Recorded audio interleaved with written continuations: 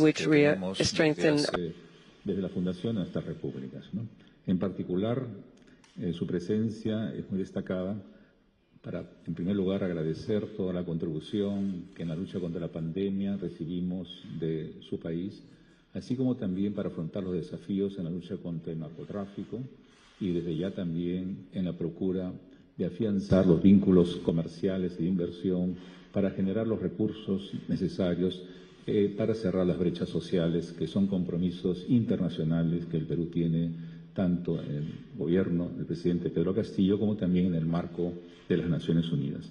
En ese sentido, yo quisiera así también afirmar que la gobernabilidad democrática es un valor compartido, que el pueblo peruano, a través de las urnas y el respeto al control y balance de poderes, y en particular la protección de los derechos humanos y la independencia de los órganos judiciales, investigación, caracteriza a nuestra democracia después que tuvimos que reconstruirla también con la contribución de la Organización de Estados Americanos y del gobierno de los Estados Unidos, entre otros, ¿no?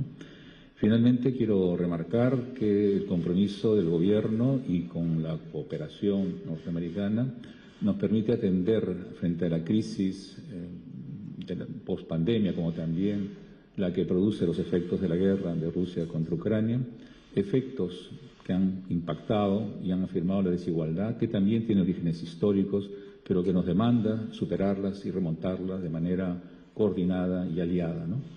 Y por eso, en particular, con los grupos vulnerables, que en el Perú son varios, por los indígenas, sino mujeres, niños, niñas, personas con discapacidad, LGTBI, entre otros, es un compromiso de valores compartidos, universales y locales, los que en esta jornada bilateral es un inicio de fortalecimiento y de un contacto político y económico, comercial y cultural permanente que vamos a afianzarlos, ¿no?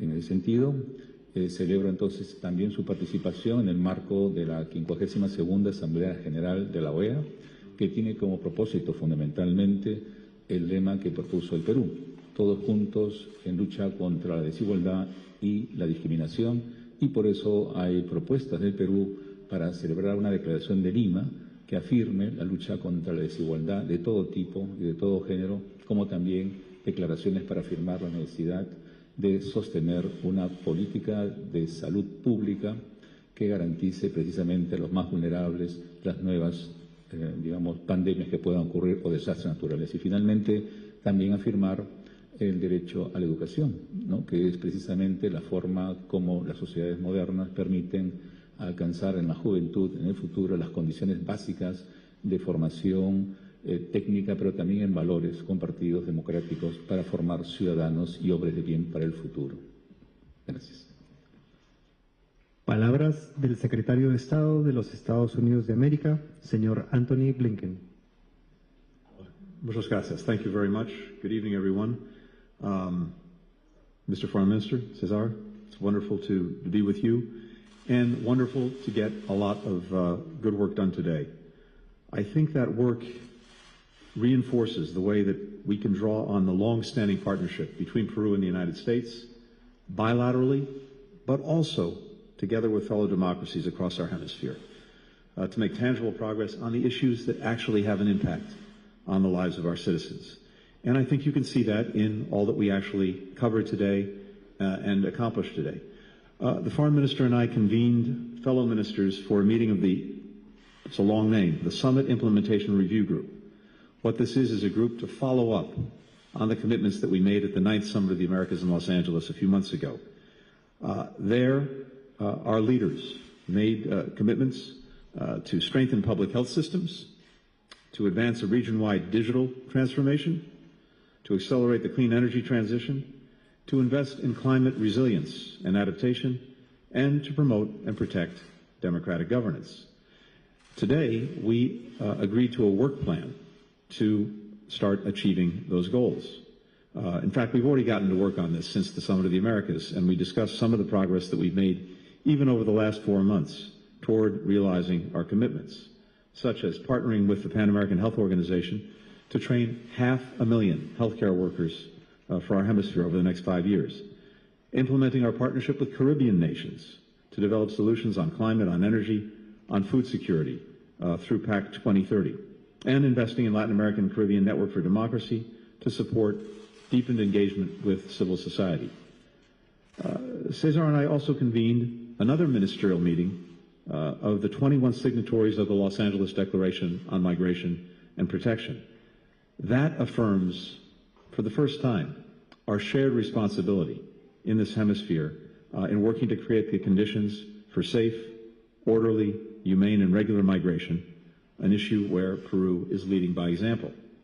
At the meeting, we launched a collective implementation process with countries stepping up to lead across important lines of effort, from finding ways to better integrate migrants and support their host communities to combating xenophobia. Today, I announced on the part of the United States that we'll provide more than $240 million in new humanitarian assistance to meet the needs of refugees and migrants in our hemisphere, as well as the host communities that welcome them. Just since last month, the Department of State and the U.S. Agency for International Development announced nearly $817 million in new assistance supporting our efforts under the Los Angeles Declaration. And of course, as Cesar said, we took part in the first in-person General Assembly of the Organization of American States since 2019. We're grateful for Peru's leadership in hosting what was, I think, a constructive and consequential meeting of the OAS. If you think about it, just in the time since the last OAS General Assembly in person in 2019, we have faced, as a region, as a hemisphere, no shortage of challenges, including COVID-19 and also its lasting human and economic consequences. And more recently, rising food, fertilizer, and energy costs, all of which have been exacerbated by Russia's aggression against Ukraine. The impact on food supplies and fertilizer in particular has been felt profoundly here in Peru. And President Castillo and I discussed steps that we can take to respond to that challenge. And we committed to working on this together in the months ahead. As we've seen in Peru, in the United States, across our hemisphere, these headwinds are hitting underserved and marginalized communities the hardest, those who can least afford it. That's why the Lima Declaration that we and the OAS member states will adopt tomorrow to work together to advance equity and inclusion across our hemisphere is so important. Being together again gave us the opportunity also to recommit to the region's shared democratic values and to the proposition that we can deliver more for one another and for our people when we actually work together in common cause. It's especially meaningful to make that commitment here in Lima, where our nations came together to adopt the Inter-American Democratic Charter a little over 2 decades ago, a step that was inspired by the grassroots mobilization of citizens across Peru at the time to defend their democracy and their right to choose their own path. Across all of the issues where we're working regionally to deliver results for our people, Peru and the United States are also working together bilaterally, grounded in our shared interests and values, as we have across many administrations over many years. That shared commitment was crystal clear when the Foreign Minister and I met with President Castillo today. And we're fortunate, I must say, to have in place a terrific ambassador, Ambassador Kenna, who's been a longtime friend of mine, who is driving our bilateral cooperation across the board. We discussed our shared work on migration. I had the chance to commend the President and the Foreign Minister for hosting more than 1.3 million Venezuelan refugees and migrants and offering them a pathway to secure a more regular status. Nearly 500,000 Venezuelans have already gone through this process, allowing them to work, to go to school, to access health care, and many other public services that allow them to provide for their loved ones, to build better lives, to contribute to their host communities. Our countries are close partners on environmental challenges as well. Earlier this year, we came together to respond to the ecological devastation that was caused by the oil spill just north of here. Over the last 3 years, USAID has partnered with the Peruvian people and their governments and provided $60 million to improve mining practices, to fight deforestation, to promote sustainable economic development, including in indigenous communities. We continue to work with Peru to address collective threats like transnational crime and drug trafficking, both of which are exacerbated by the scourge of corruption. Our funding, our training, our partnerships have helped Peru make important progress. We'll continue to work together in the years ahead. Tomorrow, I'll have a chance to visit the Chorrillos fish market to highlight our partnership to combat illegal, unregulated, and unreported fishing, which is inflicting significant harm on Peru's marine economy and environment. It's going directly to the livelihoods of Peruvians who are in the fishing business. We also committed to protecting Peru's awe-inspiring culture and heritage. For the last 25 years, we worked together to return more than 2,000 Peruvian cultural artifacts that were once illegally trafficked in the United States. Finally, let me say this. For all the ties that bind our countries, none run as deep as the ties between our people. There are more than 500,000 Peruvian Americans living in the United States.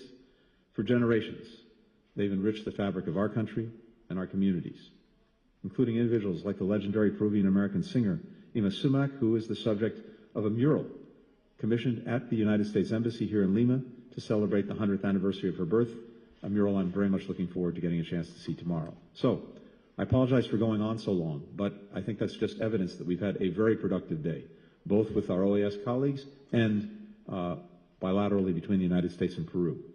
We and our partners continue to demonstrate real progress on the challenges that matter most in the lives of our people, and we're going to build on that progress in the weeks and months ahead. Thank you very much.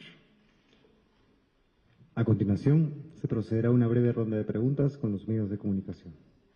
El señor Juan Carlos Portilla, de Latina, por favor.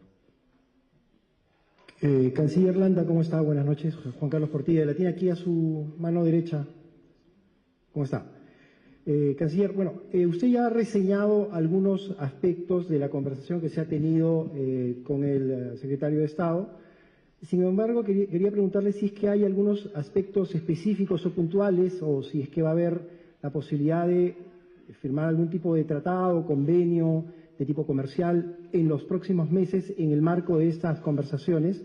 Y si me permite, y agradecerle su amplitud, el Congreso peruano le ha negado el viaje al presidente Pedro Castillo a Europa. Tengo entendido que ahí había una agenda muy importante, reuniones con varios personajes de la Unión Europea. ¿Cuánto afecta a las relaciones internacionales del Perú el que el Congreso peruano haya negado este permiso de viaje? Muchas gracias. Muchas gracias. La política exterior peruana se basa en un multilateralismo, por un lado, y por otro lado, de acuerdo con nuestra Constitución, el presidente es el director de la política exterior y de relaciones internacionales. Por eso se desarrolla una diplomacia presidencial que ha llevado al presidente a la Asamblea General de la OEA el año pasado, como en la Conferencia de Los Ángeles, entre otros viajes que ha ido realizando. En ese sentido, el pronunciamiento que ha llevado a cabo el Congreso el día de hoy significa una sorpresa para la Cancillería y también para nuestros socios y nuestros países amigos, en particular por cuanto su santidad, Papa Francisco, espera recibir, ¿no?, el próximo lunes 17 al presidente Castillo en una audiencia, pero también hacer una visita en este mes de octubre, que para el Perú es un mes muy importante por la religiosidad de la cual la mayoría del pueblo peruano vive y siente, ¿no?, dado que es el mes morado, el Señor de los Milagros. Significa una decisión entonces parlamentaria que sorprende, cuando menos, y no solamente por ello, porque además las agendas previstas para poder tener reunión con el Fondo de Alimentación de Naciones Unidas o el Programa de Alimentación de Naciones Unidas para fortalecer la lucha contra la inseguridad alimentaria queda frustrada a nivel presidencial, y desde ya también prevista la reunión con los líderes de la Unión Europea, ¿no?, para fortalecer esos vínculos en la cooperación común. De modo tal de que yo exhortaría, ¿no?, a los representantes del Congreso de poder revisar esa decisión, porque compromete no al presidente propiamente Castillo, sino a la política exterior y en particular a la política humanitaria, ¿no?, que se busca fortalecer con la cooperación. Y en particular con los Estados Unidos Tenemos tratados, un acuerdo de libre comercio, que se viene perfeccionando, que nos ha generado el incremento de las exportaciones, sobre todo además de las pequeñas y medianas empresas con un grado de valor cualitativo o valor agregado, así como también las inversiones que se vienen realizando y que en el escenario inclusive internacional, que puede ser complicado por los efectos de la crisis, ¿no? Se mantiene la confianza, como ha sido la reunión que se tuvo en Nueva York con la American Society, que reunió a 40 empresarios, donde estuvo el presidente Castillo y algunos ministros, donde se reafirma la estabilidad jurídica, los contratos y, en todo caso, las garantías propias, ¿no? Que demanda una inversión sostenible, respetuosa del medio ambiente y cumplidora de los compromisos laborales, como también del pago de los impuestos, de modo tal de que seguiremos en esa línea fortaleciendo nuestros vínculos, no solamente comerciales de inversión, sino, como dije también, de manera concreta, en la cooperación en lucha contra las drogas, la migración, y en el marco de la búsqueda de cerrar las brechas sociales de extrema pobreza y proteger a los grupos más vulnerables. Gracias.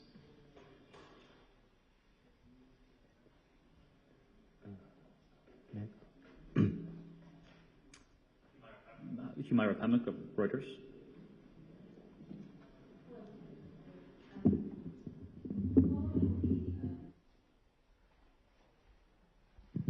Thank you.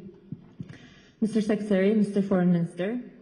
Mr. Secretary, following the OPEC Plus decision to cut production targets, Democratic Senator Chris Murphy said it's time for a wholesale reevaluation of the relationship with Saudi Arabia.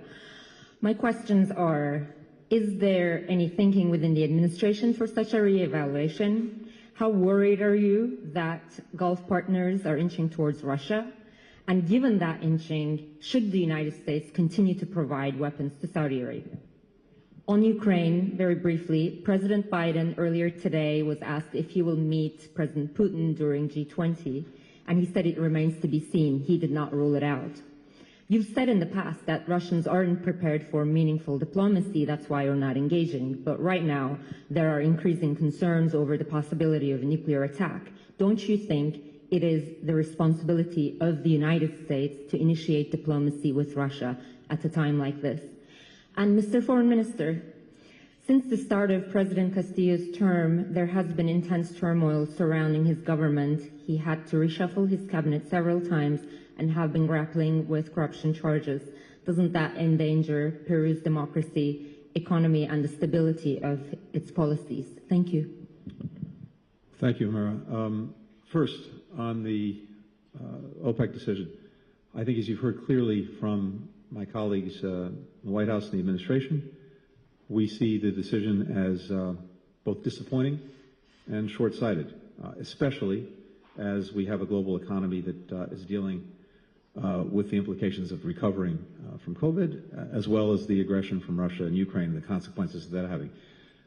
We've said all along that supply needs to meet demand, and we've been clear about that, and we've been working on that. And as you know, we've taken a number of steps over the last months to try to ensure that that's the case, including releasing oil from the Strategic Petroleum Reserve, increasing significantly our production. Oil production is up in the United States by about 500,000 barrels a day, and looking at other steps that we can take to ensure that there is adequate supply to meet global demand.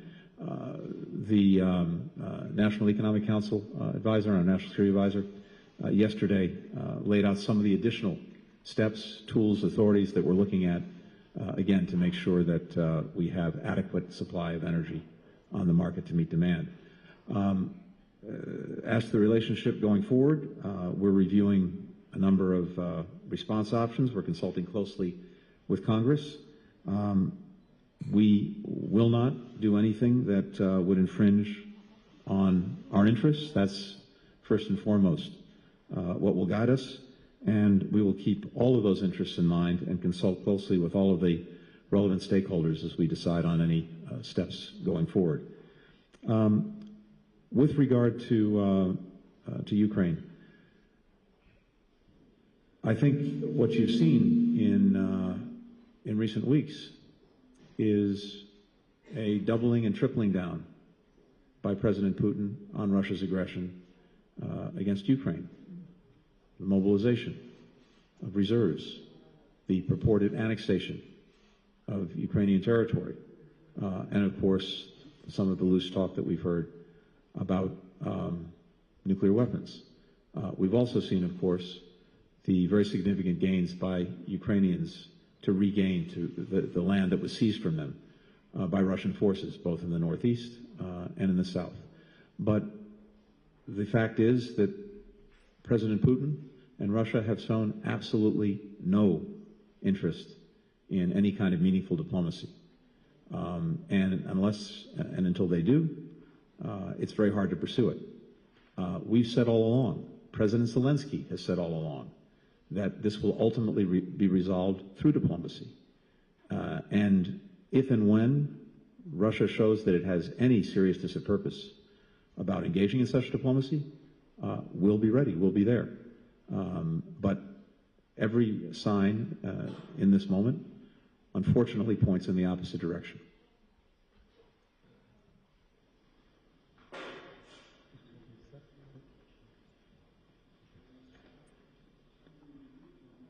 El señor Harold Chávez, de Exitosa.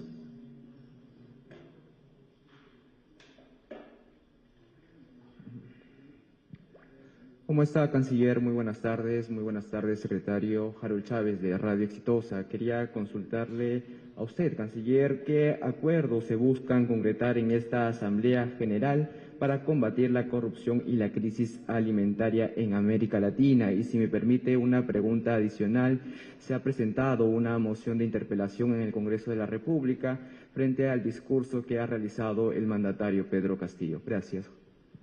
Muchas gracias. La Asamblea General de la OEA tiene como propósito la crisis que se produce en toda nuestra realidad, no solamente nacional, sino internacional, que ha generado consecuencias perversas hacia los grupos más vulnerables. Por eso el enfoque de la lucha contra la desigualdad y contra la discriminación no se agota en un tema ciertamente alimentario o un tema de mayor que es necesaria, ¿no? Satisfacción de necesidades sociales básicas, sino también, como señala, de la lucha también contra la corrupción, porque es un mal evidentemente que afecta también el presupuesto público o la mala gestión y que incide en los servicios, en la calidad de los servicios que deben recibir los ciudadanos más vulnerables, ¿no?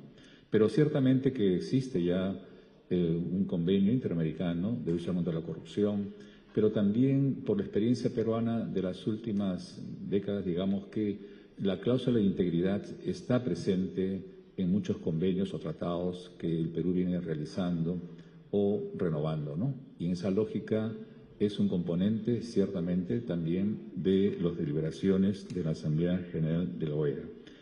Y en particular en la seguridad alimentaria, que es un derecho humano que las poblaciones, sobre todo más afectadas o vulnerables, tienen la posibilidad de tener un mínimo de salud nutricional, niños, niñas, desde ya personas del campo muchas veces o de las ciudades que no tienen las necesidades básicas cubiertas, y por eso en el ámbito no solamente de la política internacional o de los acuerdos de la declaración sobre el fortalecimiento del sistema público en materia de salud y también de nutrición y alimentación, es que se considera incrementar los presupuestos públicos para fortalecer de recursos y programas, que debe ser una tarea no solamente local, sino también, digamos, conjunta, ¿no?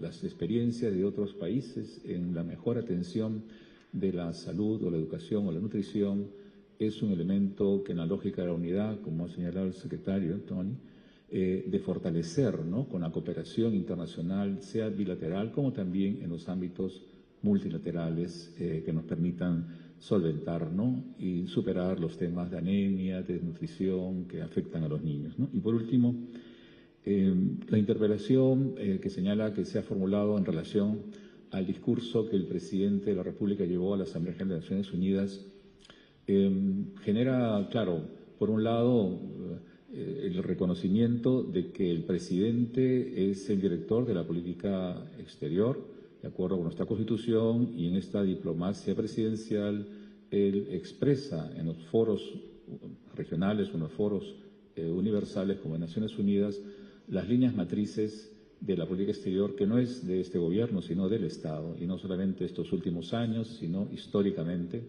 y por eso se ha afirmado principios propios de Naciones Unidas, la paz, la seguridad, ¿no?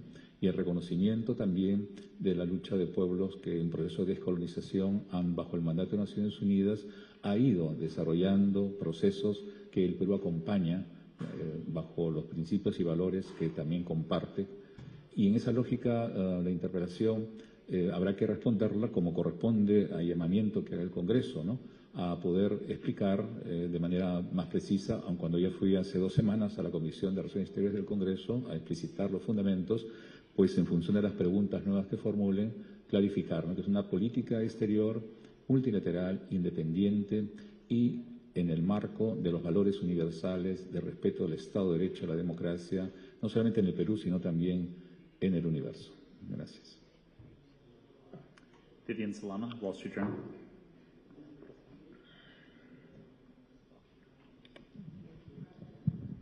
Thank you very much, Minister Landa. Gracias por alojarnos. Una pregunta en inglés, por favor. Gracias. Sir, I wanted to ask you about the impact of the Ukraine war on Peru and the region in the coming months, in particular, Peru's efforts to secure fertilizers. What measures is Peru and its allies in the region taking to try to ease prices from climbing any further? Thank you very much.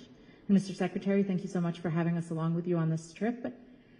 First, my question on Venezuela. Some recent events, including last week's successful prisoner swap by the administration, also today's vote on whether Juan Guaido should be allowed to be represented at OAS, are being viewed by the Venezuelan opposition as a blow, particularly one that buys Maduro some time.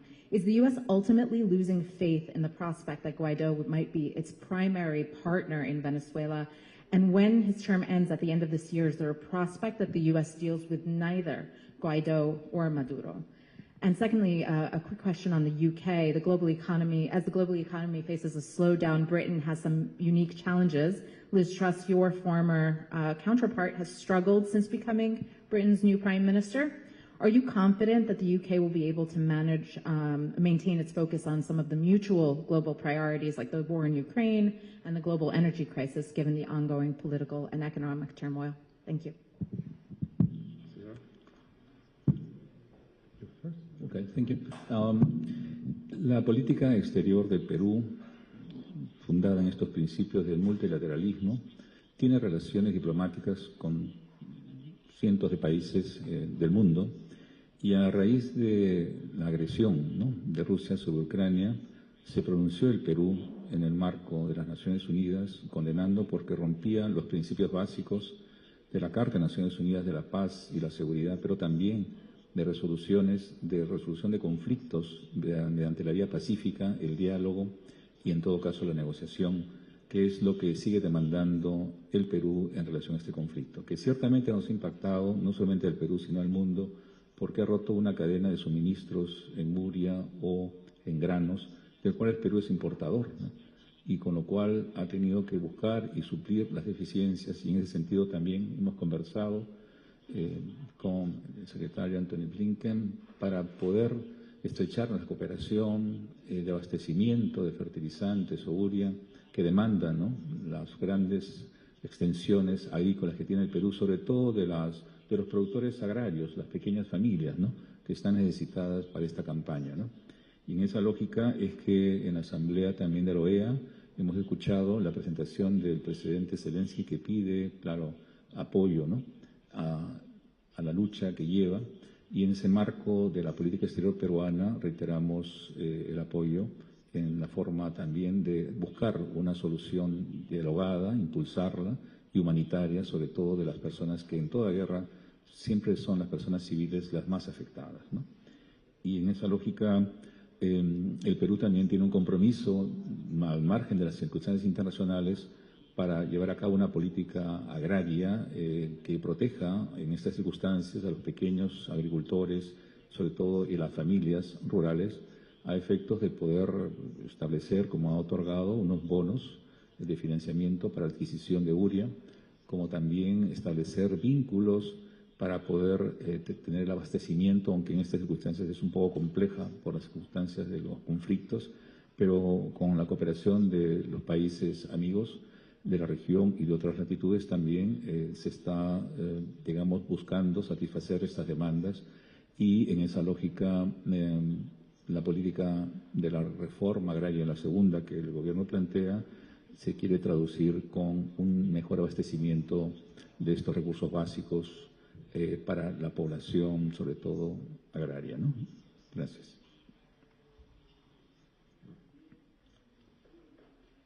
Let me, if I can, comment briefly on the question that you posed to the Foreign Minister before getting into the questions you directed at me. With the Russian aggression against Ukraine, we saw what was already a very difficult situation around the world when it came to food insecurity get even worse. Already with climate change, with COVID, we'd seen significant impacts on the supply of food, including grain, including fertilizer, as well as price. But the Russian aggression exacerbated that dramatically, and we're now in a situation where we have more than 200 million people around the world who are severely food insecure. From day one, we have worked to counteract that crisis and that situation. Back in March, shortly after the Russian aggression, President Biden dedicated $500 million to food fertilizer production in the United States to try to get more fertilizer on the market and to try to keep prices in check. In addition, we've been leading the effort internationally to deal with the food insecurity crisis more broadly. At the United Nations back in May, as you may remember, we brought dozens of countries together and we put forward a call to action, a roadmap for how to deal with food insecurity. More than 100 countries now have signed on to that roadmap, and it includes specific steps that we're taking together both to deal with the immediate emergency situation the countries find themselves in, but also with the midterm and the long term to ensure that countries have and develop the durable productive capacity that they need to produce food for themselves for the long term. We also have one of the most significant programs in our government called Feed the Future that will dedicate $11 billion over 5 years to helping build long-term food security in countries that need assistance. Today, we talked with President Castillo about work that our two countries can do together to address the fertilizer challenge here in Peru, and we're committed to doing that in the weeks ahead. On Venezuela, there is no change in our policy or on our approach. There's no change to our sanctions policy. That can only follow constructive steps by the Maduro regime to move toward free and fair elections, to engage in negotiations with the unitary platform, and for there to be genuine progress in those negotiations. We've also said very clearly that we'll review our policies, including our sanctions policies, in response to constructive steps by the Maduro regime to restore democracy in Venezuela, as well as to alleviate the suffering of the Venezuelan people, who are the #1 victims of the policies of the regime. And at the same time, we will also review and, if necessary, recalibrate our approach if there's even more repression by the regime. So that's where we are, and as I said, there's no change. When it comes to Prime Minister Truss, I'm obviously not going to comment on internal politics in the United Kingdom. What I can comment on is the Prime Minister herself, her character. She's someone that I had the fortune to get to know very well when she was Foreign Minister, and we worked very closely together over more than a year, particularly on the Russian aggression in Ukraine. No one took a stronger, more principled stand against the Russian aggression no one was more determined to make sure that we were doing everything possible to support Ukraine, to put pressure on Russia, as well as to strengthen our alliance, our defensive alliance, NATO, in case aggression extended beyond Ukraine, then Foreign Secretary and now Prime Minister Truss, and I have zero doubt that that will continue in the weeks and months ahead. Thank you. Señoras y señores, la presentación ante la prensa ha culminado. Agradecemos la participación de los medios de comunicación nacionales e internacionales. Muchas gracias. Buenas noches.